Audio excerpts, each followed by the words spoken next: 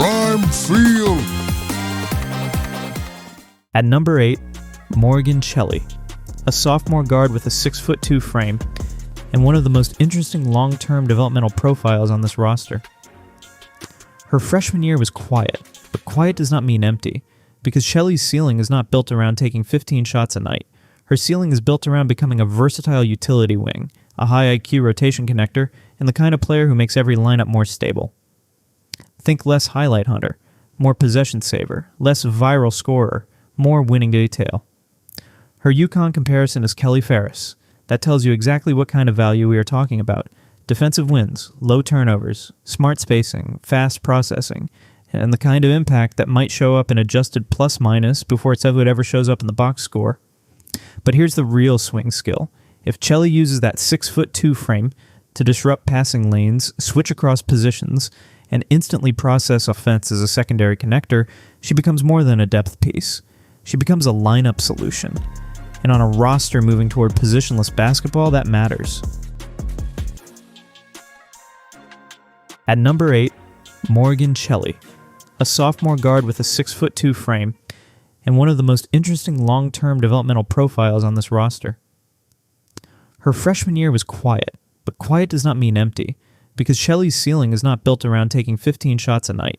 Her ceiling is built around becoming a versatile utility wing, a high IQ rotation connector, and the kind of player who makes every lineup more stable. Think less highlight hunter, more possession saver, less viral scorer, more winning detail. Her UConn comparison is Kelly Ferris. That tells you exactly what kind of value we are talking about. Defensive wins, low turnovers, smart spacing, fast processing, and the kind of impact that might show up in adjusted plus-minus before it ever shows up in the box score. But here's the real swing skill.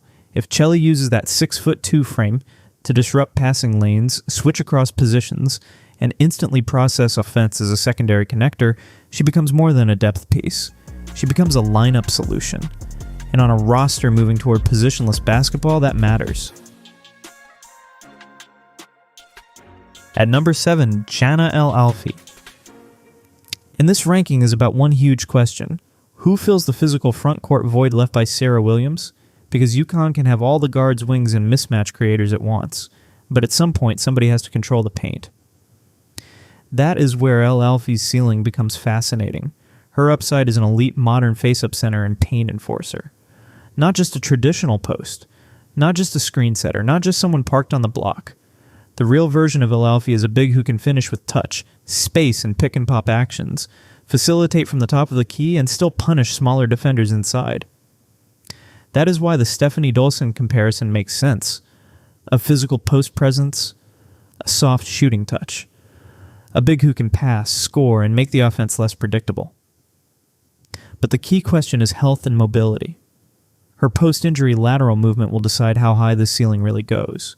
Because if she can protect the rim and survive defensively in space, UConn's entire defensive structure changes. Suddenly the guards can pressure harder, the wings can gamble more. And the paint has an anchor again. El Alfy does not need to become the number one option, but if she becomes a reliable interior force, UConn becomes much harder to solve. At number 6, Kayleigh Heckel, the USC transfer who gave UConn crucial guard depth with 6.9 point and 2.8 assists per game. And her ceiling is one of the most chaotic on this list, in a good way. Heckel's upside is combo guard X factor and high usage inbound facilitator. That means she can be the guard who changes the speed of the game, the guard who attacks before the defense is ready, the guard who turns a flat offensive stretch into pressure at the rim. The film says she is fearless attacking the paint. That matters because UConn is losing proven scoring gravity. Somebody has to collapse defenses. Somebody has to touch the paint. Somebody has to force help defenders to make decisions. But Heckel's next level is not about playing faster. It is about knowing when to slow down. Her assist-to-turnover ratio is the ceiling key. If she becomes cleaner in high-stakes half-court possessions, she can move from depth guard to real rotation weapon. Her UConn comparison is Caroline Doty. Gritty, tough, high energy. The kind of guard who changes the emotional baseline of a game. Every championship-level team needs a chaos button. Heckel could be UConn's. At number 5, Allie Ziebell, And if you only watched the Stars last season, you might have missed one of the cleanest efficiency stories on the roster. Ziebell averaged 7.4 points per game as a freshman. But the number that should make UConn fans lean forward is this: 50.3% from the field. For a freshman guard, that is serious. That is not empty production, that is efficiency. Her ceiling is high-efficiency sharpshooter and microwave scorer, a player who does not need 5 dribbles to hurt you, a player who can punish one late if you hit a closeout, a player who moves without the ball, reads space, and shoots before the defense can reset. The film focuses off-screen spatial awareness and rapid release mechanics, and that matters even more now that Azzi Fudd's gravity is gone. Because UConn needs new spacing threats, new floor benders, new players who make defenses pay for overhelping on Serah Strong and Blanca Quiñonez. Ziebell's next step is the handle. If her handle tightens enough to absorb backup point guard responsibilities, her role expands fast. Her comparison is early Katie Lou Samuelson, pure technical shooting mechanics, sneaky cutting ability, and the kind of off-ball intelligence that punishes sleeping defenders. Ziebell does not have to become AZ.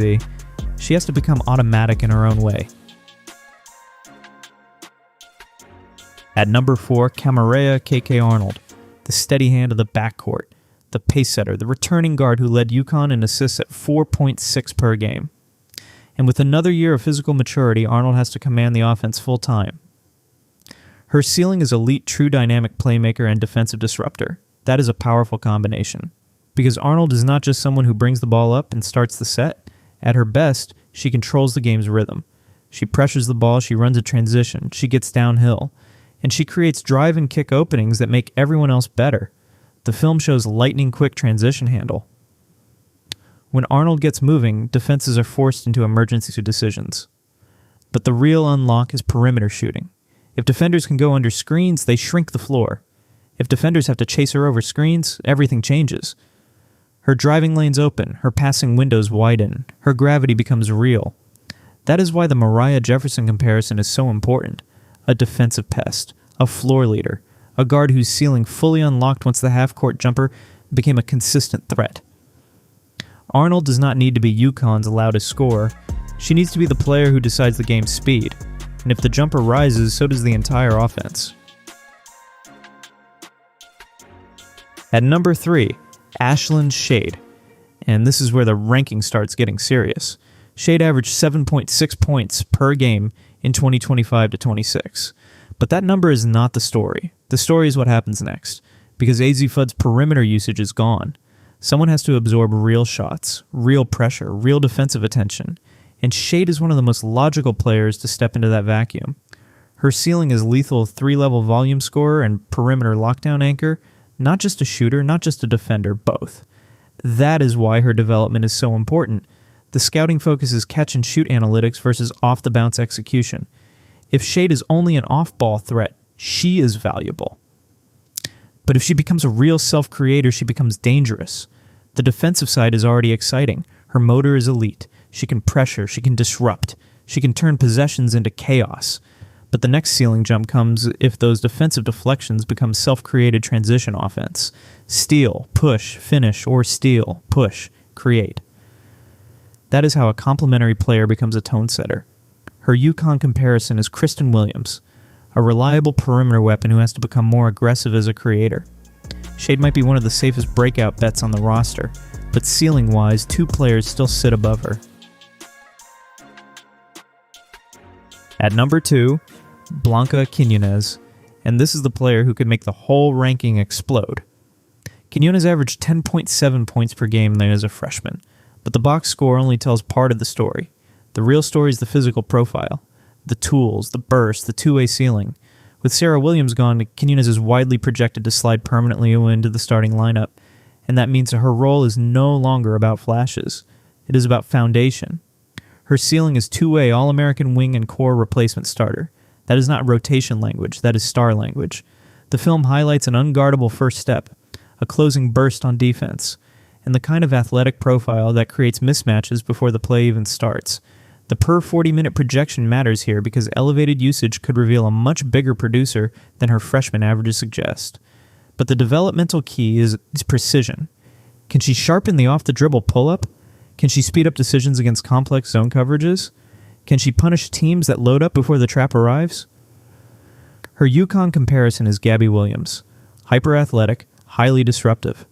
A defensive forward whose offensive game catches up to her physical dominance. If Blanca's jumper and processing level up, UConn suddenly has 2 matchup nightmares. Not 1, 2. And that is terrifying.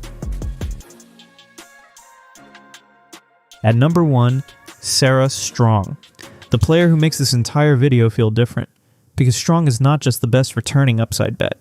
She might already be the system. As a freshman, she averaged 18.4 points, 7.7 rebounds, and 3.8 assists per game. She led the team in scoring. She led the team in rebounding. And she anchored the offense.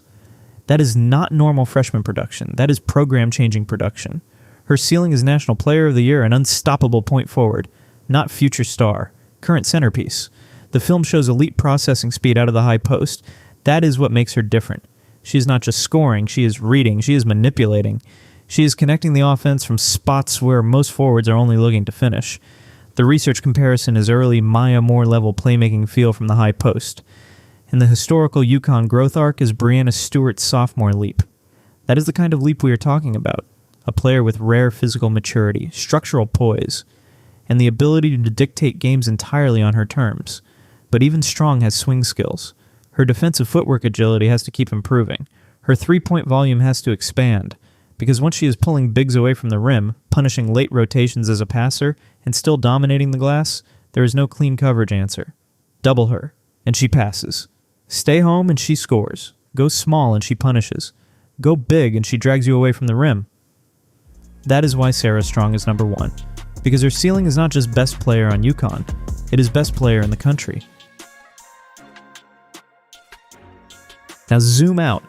This UConn roster is not built like a traditional isolated post team. It is shifting toward positionless, hyper-athletic, multi-handler basketball. Shade and Ziebell bring scoring. Arnold and Heckel bring facilitation and pressure. Strong and Quiñonez bring mismatch creation. El Alfy brings interior upside. Cheli brings defensive versatility and connective IQ. That is the new balance. The losses of Azzi Fudd and Serah Williams are massive, but they also create opportunity, more shots, more usage, more minutes, more responsibility, and more pressure. The 2026-27 season becomes a pure test of UConn's next woman up philosophy. Can Strong become the national superstar? Can Blanca become the two-way breakout?